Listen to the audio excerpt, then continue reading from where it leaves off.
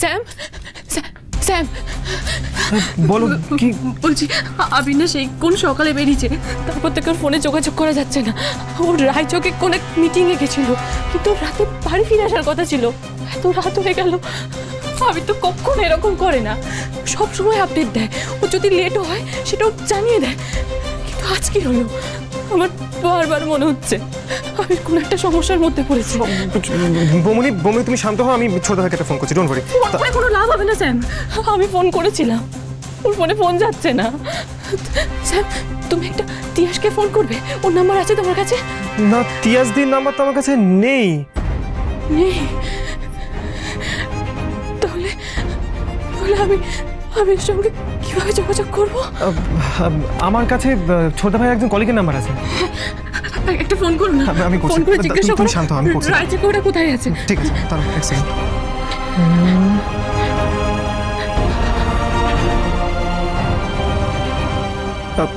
Hello, হ্যাঁ নমস্কার, আমি আবির চৌধুরী ভাই বলছি। এক্সট্রিমলি সরি আপনাকে এত রাতে ফোন করলাম। আসলে ছোট ভাই অনেকক্ষণ ধরে ফোনে পাচ্ছি না, ছোট ভাইকে অনেকক্ষণ ধরে ট্রাই করছি। আপনি কি সামহাও বলতে পারবেন যে ছোট ভাই এবং তিয়াসদি রায়চকে মিটিং এক্স্যাক্টলি কোথায় গেছে?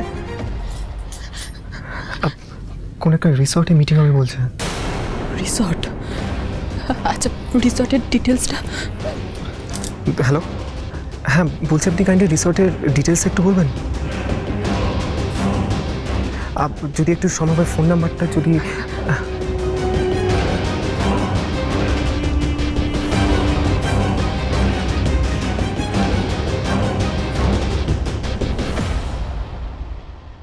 Thank you so much, thank you.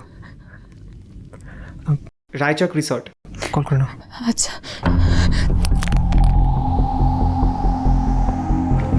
Hello. Hello, Raichak resort? হ্যাঁ বলুন। আপনাদের রিসর্টে আজকে কোনো মিটিংয়ের বুকিং ছিল? সেখানে আবির চৌধুরী নামে কেউ ছিলেন? আমি ওনার ওয়াইফ বলছি। ওনারা কি বেরিয়ে গেছেন? না ম্যাডাম, ওনার গাড়ি তো রিসোর্টেই আছে। ওই মিটিংয়ে একজন ম্যাডাম ছিলেন, উনি বলে গেলেন ওনারা ডিনারে যাচ্ছেন।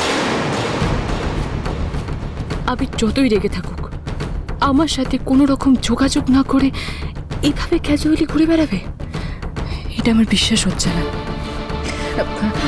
ওরা ফিরলে আবিরকে বলবেন যে ও যেন আমাকে ফোন করে। হ্যাঁ প্লিজ, ভুলে যাবেন না। না না, ওনারা তো এখানে ফিরবেন। ওই ম্যাডামের হোটেলে একটা রুম বুক করা আছে আজকের জন্য। রুম বুক করা হয়েছে মানে? আবির তো তিয়াসের গাড়িতেই গেছে। ও তাহলে এত রাতে বাড়ি ফিরবে কিসে?